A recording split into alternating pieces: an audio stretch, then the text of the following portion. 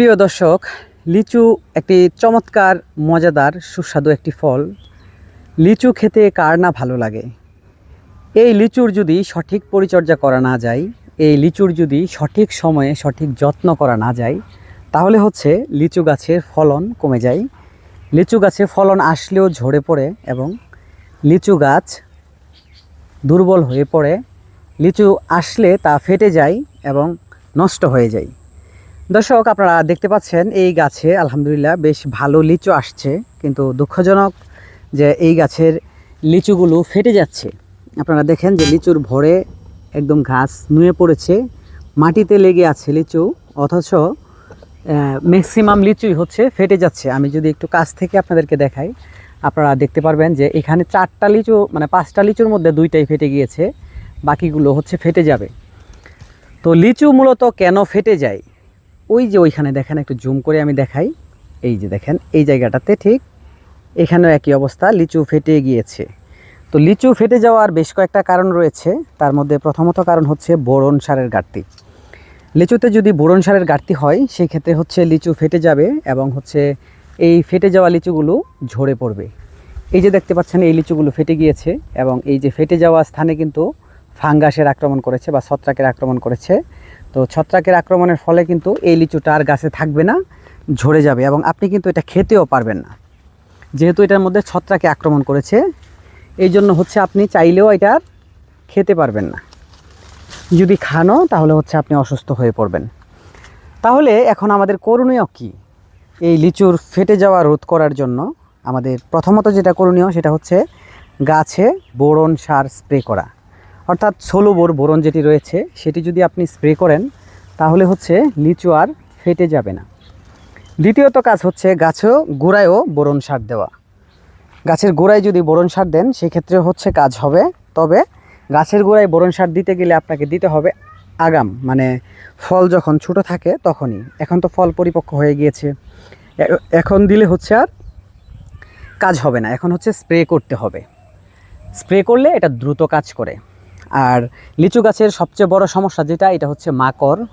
আপনারা দেখেন, এইখানে আমি একটু দেখাই, এই যে লিচু পাতাগুলো কুঁকড়ে গিয়েছে, তো এটা হচ্ছে মাকড়ের আক্রমণ।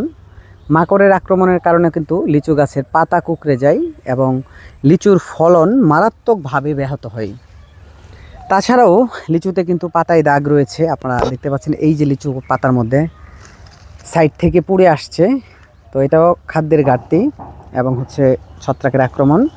তো এরকম সমস্যা থাকলেও কিন্তু লিচু গাছে ফলন অনেকটাই কমে যাবে, কারণ লিচু গাছ মূলত খাবার উৎপাদন করে। লিচু গাছ না, প্রত্যেকটা গাছই খাবার উৎপাদন করে তার পাতার সাহায্যে। পাতা যদি অসুস্থ হয়ে যায়, তাহলে কিন্তু গাছ দুর্বল হয়ে যাবে। তো আপনারা লিচু গাছের পাতাতে যত্ন নেবেন, মাকড়নাশক স্প্রে করবেন। মাকড়নাশক হচ্ছে ভার্টিম্যাক, এই ভার্টিম্যাকটা আপনারা স্প্রে করতে পারেন। আর হচ্ছে লিচু মানে এই পাতায় দাগ দূর করার জন্য আপনারা প্রোপিকোনাজল গ্রুপের ছত্রাকনাশক টিল্ট অথবা ডাইফোকোনাজল গ্রুপের ছত্রাকনাশক স্কোর, এটা যদি স্প্রে করেন 0.5 ml প্রতি লিটার পানিতে মিশিয়ে, তাহলে হচ্ছে এই সমস্যাটা দূর হয়ে যাবে ইনশাল্লাহ। আর লিচু গাছে হচ্ছে লিচুর মুকুল আসার আগে থেকেই যত্ন করতে হবে বা পরিচর্যা করতে হবে, তাহলে হচ্ছে লিচু গাছের ফলন ভালো হবে। আপনি যখন লিচু গাছে দেখবেন গুটি আসতেছে, তখনই হচ্ছে গুটি আসার আগে, অর্থাৎ মুকুল আসার আগেই হচ্ছে আপনি লিচু গাছে একটি কীটনাশক, একটি মাকড়নাশক প্রয়োগ করবেন। লিচুর যখন মুকুল চলে আসবে, মুকুল ফুটার আগে একটি ছত্রাকনাশক প্রয়োগ করবেন। লিচু যখন মটর দানা আকৃতি হবে, তখন হচ্ছে একটি কীটনাশক এবং একটি ছত্রাকনাশক প্রয়োগ করবেন। তাহলেই হচ্ছে লিচু ঝরে পড়বে না। এই যে আরেকটি গুরুত্বপূর্ণ কারণ দেখাই, আপনারা দেখতে পাচ্ছেন, এই যে গান্ধী পোকার আক্রমণ। লিচুতে কিন্তু গান্ধী পোকা আক্রমণ করে। এই যে দেখেন, এটা হচ্ছে লিচুর একটা গান্ধী পোকা। তো এরকম লিচুর উপর যদি গান্ধী পোকা বসে, তাহলেও কিন্তু লিচু ঝরে পড়ে। তো পোকার আক্রমণে কিন্তু লিচু ঝরে পড়তে পারে। তাই আপনাদেরকে বলবো যে আপনারা সঠিক সময়ে কীটনাশক এবং হচ্ছে ছত্রাকনাশক যদি ব্যবহার করেন, তাহলে আপনার ফলন যেমন ভালো হবে, আপনার লিচুর জমিও কিন্তু সুস্থ থাকবে, গাছ সুস্থ থাকবে, মানে আপনার লিচুর বাগানটি সুস্থ থাকবে। তাই যথাসময়ে আপনারা ব্যবস্থা গ্রহণ করবেন, আপনার ফসল ভালো থাকবে, আপনার ফলন ভালো হবে।